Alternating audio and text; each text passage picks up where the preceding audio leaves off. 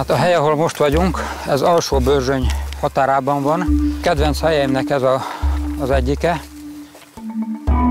Gyerekkorom nagy részét itt töltöttem, ebben a kis faluban, és azóta is visszajárok. Pár évvel ezelőtt építettünk itt bátyámmel egy halastavat, és nagyon sokat fotózom ezen a környéken. Hát én nálam a fotózás volt először, tehát én úgy indultam már középiskolába, hogy én fotóriporter akarok lenni.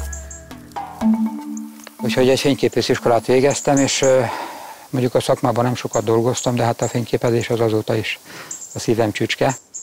Előszedtem néhány régebbi képemet, és pont volt egy ilyen környezetvédelmi fotópályázat, és hát ott megnyertem a fődíjat. Egy digitális tükörrel fexes cserélhető optikás gépet, és hát ez volt az a lökés, ami megadta, hogy tulajdonképpen teljes erővel a természetfotózás felé fordultam. És hát itt készült az első sikeres képem is, a violin kulcs, amikor a csiga mászik egy ilyen süntökön, de egy hobbi szinten ez a természetfotózás, ez nagyon megmaradt. Hát én azt szoktam mondani, hogy én mindenevő vagyok a fotózás vagy a természetfotózás terén, mert nekem nincsenek igazából olyan témáim, amik közelebb állnak hozzám. Én a makrofotózástól a csillagfotózásig mindent művelek, minden műfaja érdekel.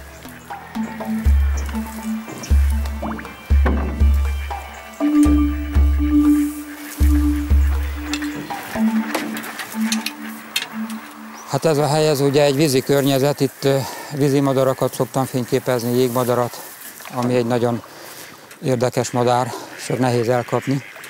De ezen kívül szeretem a cinegéket, vannak leseim, van egy tanyám, amit úgy rendeztem be, hogy ugye fűthető is legyen, etetem a madarakat, itatóm is van. Eddig összeszámoltam, 22 fajt fényképeztem, ami hát elenyésző ahhoz képest, hogy Magyarországon hány faj van, de hát én ennek a 22-nek is tudok örülni.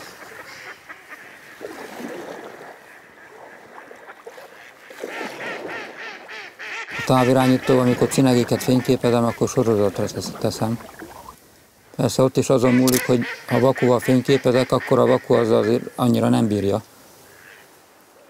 Gyakori a kék cinege, a barát cinege, meg a széncinege. A maguk kis szemtelenségével nagyon aranyosak, és én imádom őket.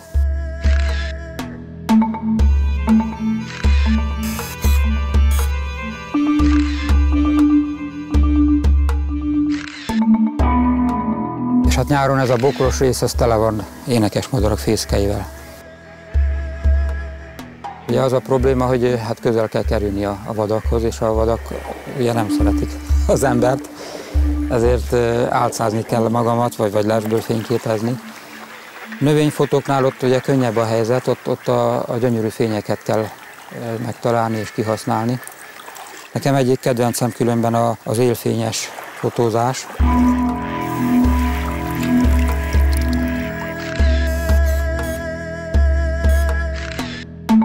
Én igyekszem azt a klasszikus képzőművészeti szabályt követni, miszerint ami egyszerű, az nem biztos, hogy nagyszerű, de ami nagyszerű, az egyszerű.